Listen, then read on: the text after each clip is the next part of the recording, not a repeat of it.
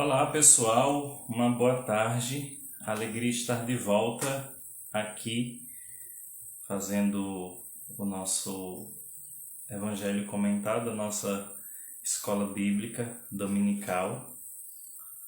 Hoje vai ser eu e eu mesmo, então sejam muito bem-vindos. Já toma o texto do Evangelho de hoje.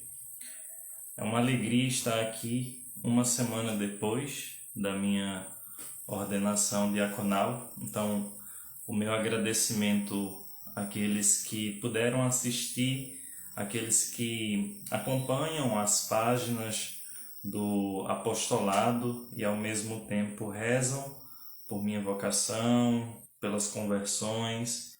Agradeço de maneira especial àqueles que enviaram mensagens no decorrer da semana. Então, meu muito obrigado aqui.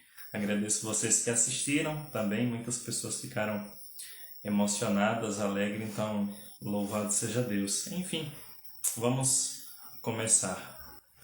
O evangelho de hoje é retirado do evangelista João, capítulo 10, versículo 11 ao 18.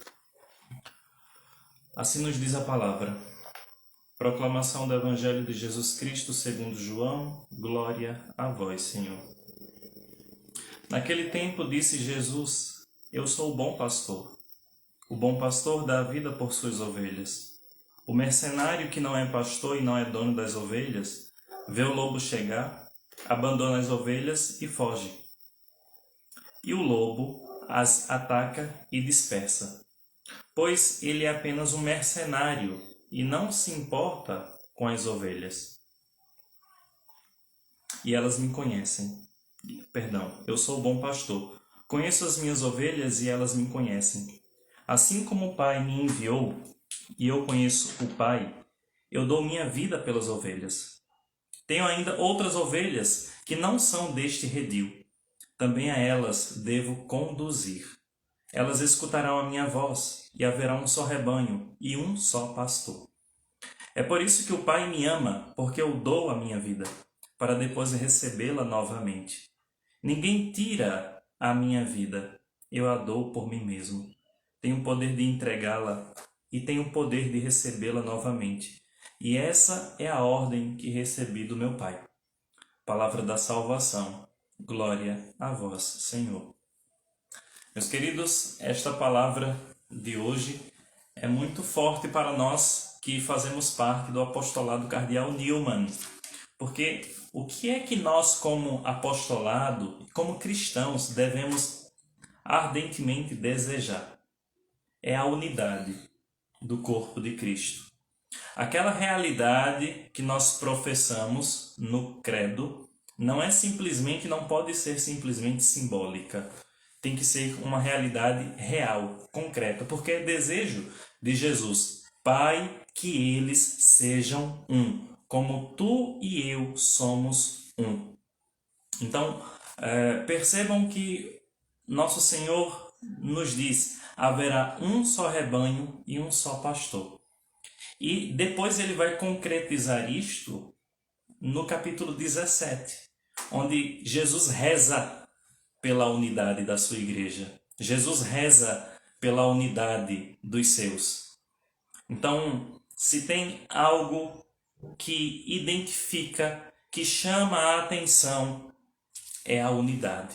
Unidade de fé, unidade de pensamento, unidade de culto, unidade de doutrina.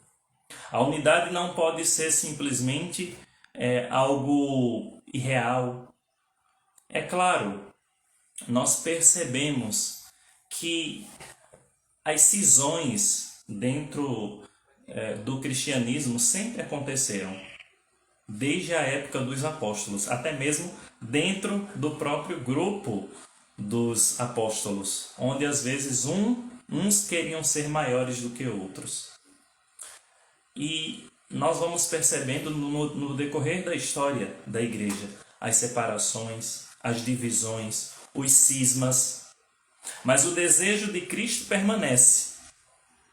O desejo de Cristo é que todos sejam um só redil, que todos estejam num só rebanho, que todos tenham um só pastor. Então, essa frase para nós deve, sim, fazer com que nós rezemos com maior intensidade pelo corpo de Cristo, pelas inúmeras divisões que aconteceram no decorrer da história. Se você tomar o catecismo da Igreja Católica, você perceberá que o catecismo ele não nega essa realidade. É claro, nós precisamos entender que o divisor é o diabolos. A divisão tem fruto demoníaco, sim, tem obra demoníaca, sim, mas a união é uma obra divina. Então não pode ser fruto de mera construção humana.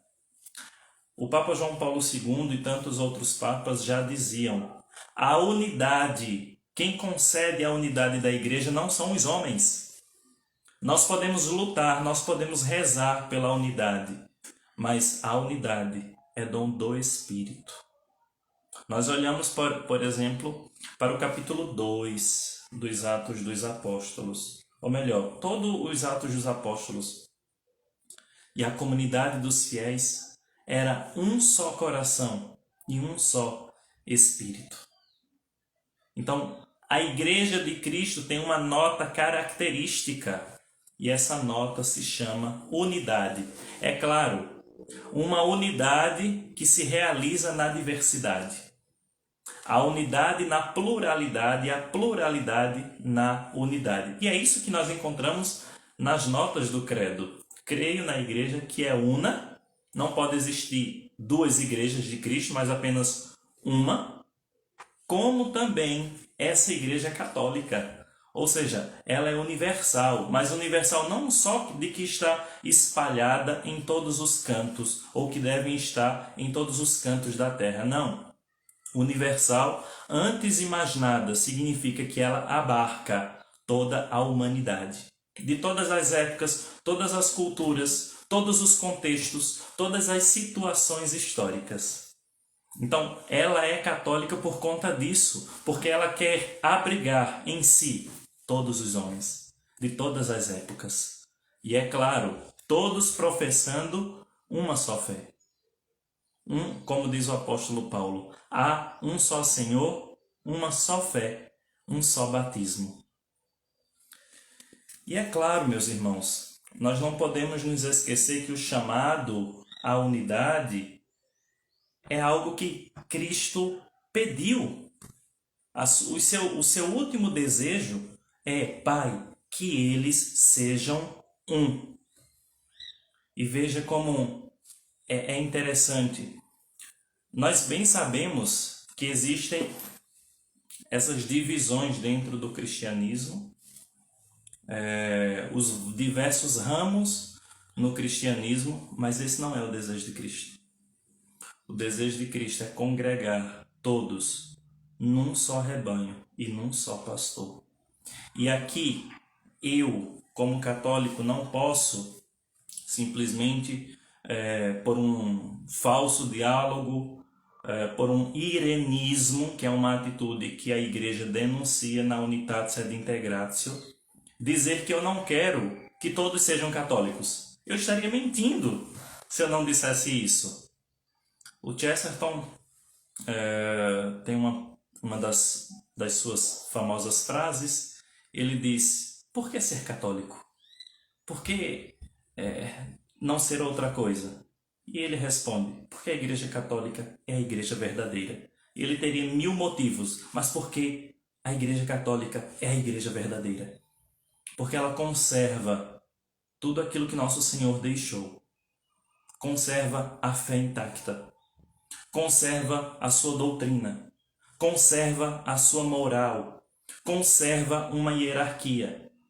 E aqui eu quero chamar a atenção para uma realidade que está acontecendo no nosso meio, das pessoas se esquecerem o que é a igreja. A igreja não tem sim a sua parcela invisível, mas a igreja se realiza na visibilidade. Nós não cremos simplesmente, pura e simplesmente, numa igreja invisível. Ela também é. Mas as duas coisas andam juntas aqui. Ao mesmo tempo que nós professamos, creio no Espírito Santo, a realidade invisível, esse Espírito Santo, ele age em algo concreto. Por isso, em seguida, nós professamos, creio na igreja.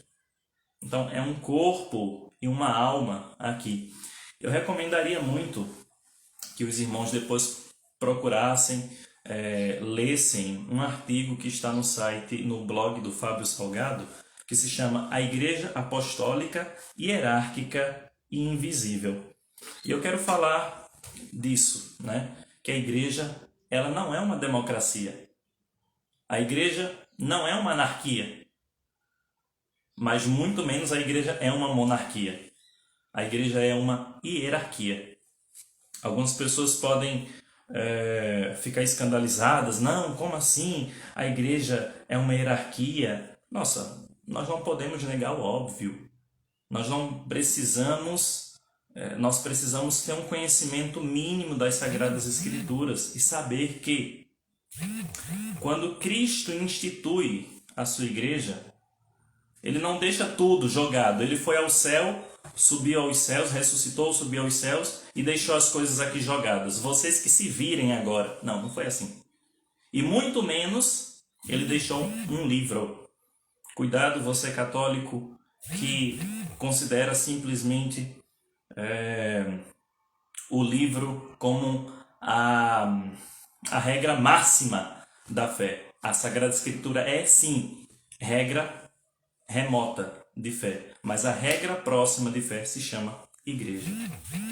Porque vejam, o grande problema dessas pessoas que não entendem a ligação da Escritura com a igreja é que se tem a mentalidade de que a igreja é acima da Escritura. Não, jamais. A igreja é serva da Escritura, mas a Escritura brota do coração da igreja.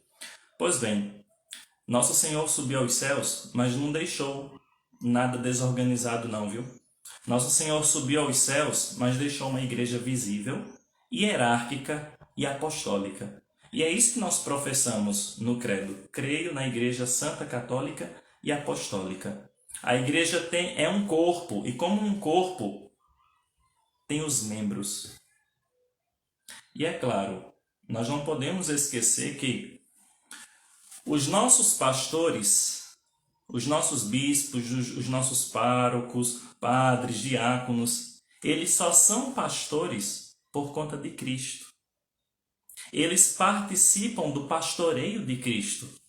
Percebam que nosso Senhor no Evangelho diz assim: eu sou o bom pastor. Jesus é o pastor supremo das nossas almas, como diz a carta de São Pedro. Mas percebam que ele coloca representantes à frente da sua igreja para dirigir este povo, para conduzir este povo, para serem administradores dos tesouros que nosso Senhor nos deixou, que são os sacramentos. Eles são os dispensadores dos sacramentos para a nossa salvação. Então, nós não acreditamos numa igreja etérea. Nós acreditamos numa igreja visível, hierárquica, apostólica. E os nossos pastores, eles só são pastores, não por conta deles. Não porque eles dão um título a eles mesmos. Eu sou apóstolo. Eu sou bispo. Eu sou padre. Não. Antes de mais nada, nós participamos do pastoreio de Cristo.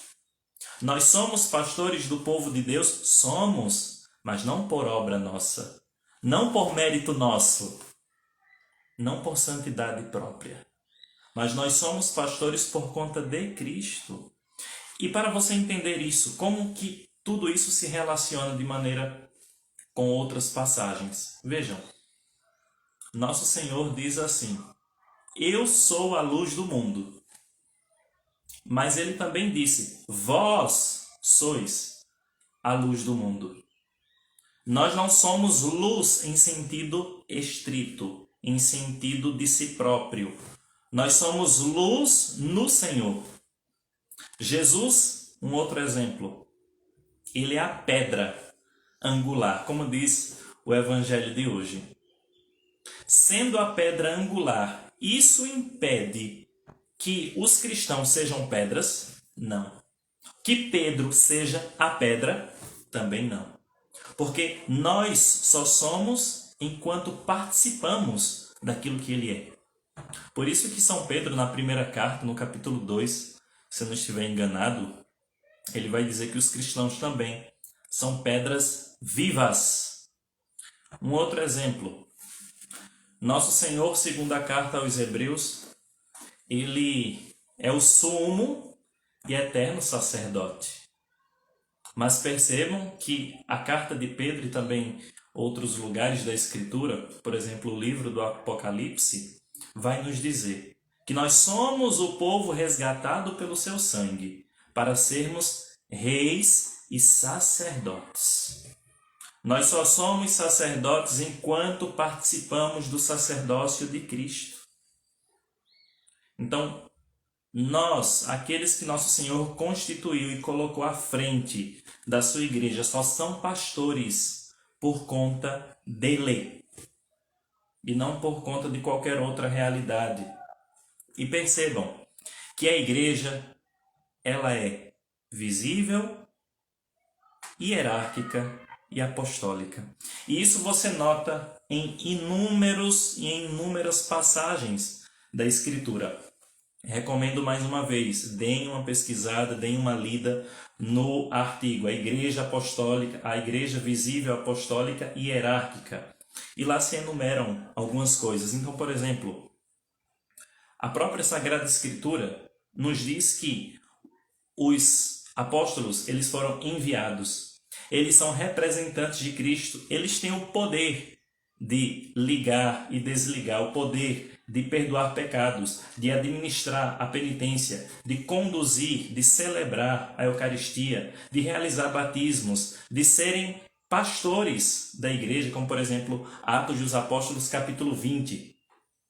Eles têm o poder de ensinar, de curar, de expulsar demônios. Então, é uma hierarquia visível. São pastores que nosso Senhor deixou à frente da sua igreja, para não se tornar uma bagunça. Porque se nosso Senhor não tivesse querido uma hierarquia, o corpo de Cristo já estaria esfacelado. É claro, quem une não são só os pastores. Quem congrega na unidade é o Espírito. A unidade é fruto do Espírito, meus irmãos. E aqui eu termino com chamando a atenção para uma outra frase que diz assim: tenho ainda outras ovelhas que não são deste redil, também a elas devo conduzir. É esse o convite que nosso Senhor diz. No decorrer da história da igreja, muitas cisões, divisões, elas foram acontecendo por obra humana. Nos lembremos disso, vanglória, poder, divisões de atritos e por aí vai. A unidade é obra do Espírito.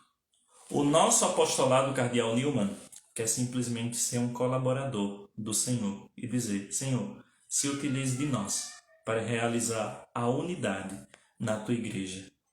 E é claro, quando nós falamos de unidade, nós queremos dizer doutrina, fé, é claro, sacramentos e governo.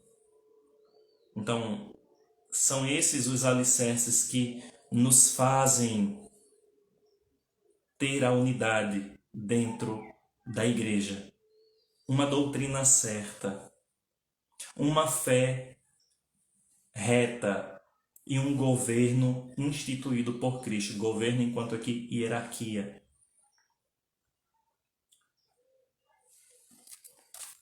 E nosso Senhor continua: elas escutarão a minha voz e haverá um só rebanho e um só pastor. Talvez a coisa que mais causa escândalo para aqueles que amam realmente a Cristo é ver a divisão, as inúmeras divisões existentes, principalmente a partir de 1517. Isso fere o nosso coração. Nós temos um grande amigo, irmão, que colabora sempre conosco, que é o Arthur Jordan. E ele já falou algumas vezes, né, que fere o coração de alguém que vê aqueles que levam o nome de cristãos estarem divididos e às vezes serem uns contra os outros. O nosso desejo como católicos é dizer: voltem para o lar, voltem para casa, voltem para onde jamais deveriam ter saído. É claro, os preconceitos contra a fé católica são comuns. Os preconceitos daqueles que acham que conhecem a fé católica não vão serem eliminados de uma hora para outra. Antes de mais nada, meu irmão, que você assista isso aqui, mas de coração aberto, sabe? Nosso Senhor não pode ter duas esposas. Ele não pode ter mais de uma igreja. Os cristãos não podem estar divididos, cada qual defendendo uma coisa, segundo uma moral distinta, crendo em coisas distintas. Porque o próprio Paulo, na primeira carta aos Coríntios, vai nos dizer: acaso Cristo está dividido? Isso deve ferir o nosso coração, meus irmãos, e tentar trazer aqueles que estão fora da igreja para a igreja. Como eu não haveria de dizer para alguém que está fora: permanece aí? Eu não vou dizer que eu tenho a verdade. Não é o católico. O católico não possui a verdade. Antes, é a verdade que possui a igreja. E a igreja simplesmente se coloca como serva dessa verdade.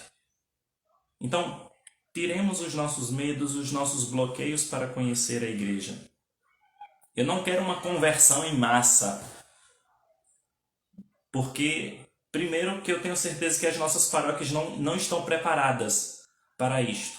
Muitos padres, muitos pastores não estão preparados para isto. E segundo, aderir à fé católica exige conhecimento, exige abertura, exige honestidade para conhecer.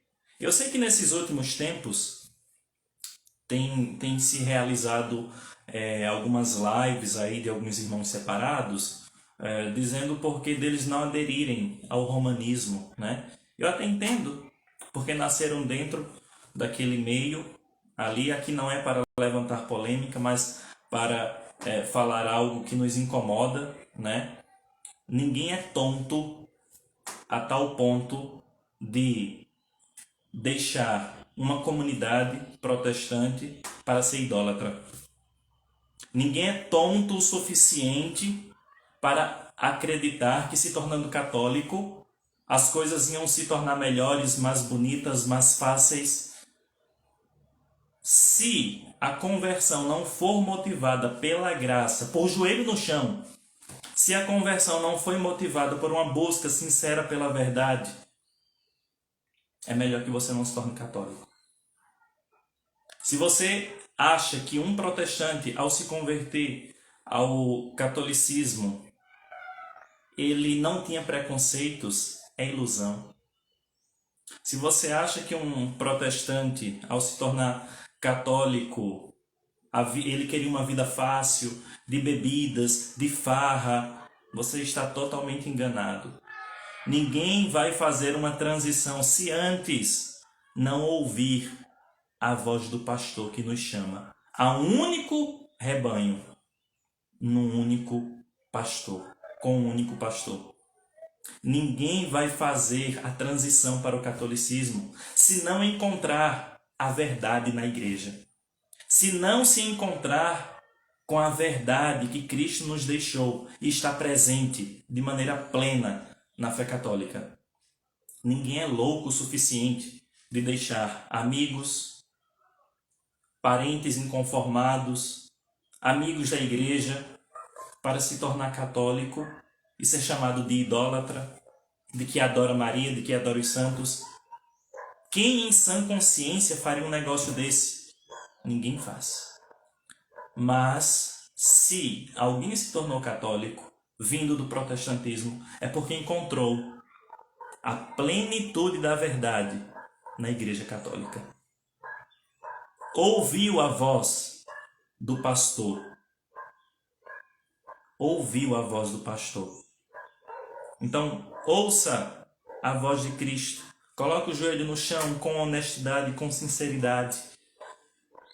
O apóstolo Paulo vai nos dizer: Deus quer que todos os homens se salvem e cheguem ao conhecimento da verdade. Deus quer que todos os homens se salvem e cheguem ao conhecimento da verdade. Então se proponha a uma busca sincera, honesta, por conhecer a Igreja Católica. E se de fato você chegar à conclusão, que muito provavelmente vai chegar, viu?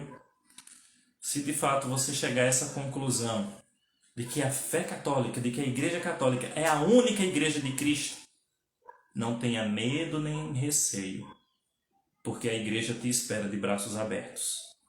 Deus abençoe vocês e até semana que vem. Como eu sou diácono, agora eu posso dar a bênção, tá bom? Então, vocês tenham uma boa semana. E desça sobre vós a bênção do Deus que é todo-poderoso, Ele que é Pai, Filho e Espírito Santo. Amém. Até semana que vem.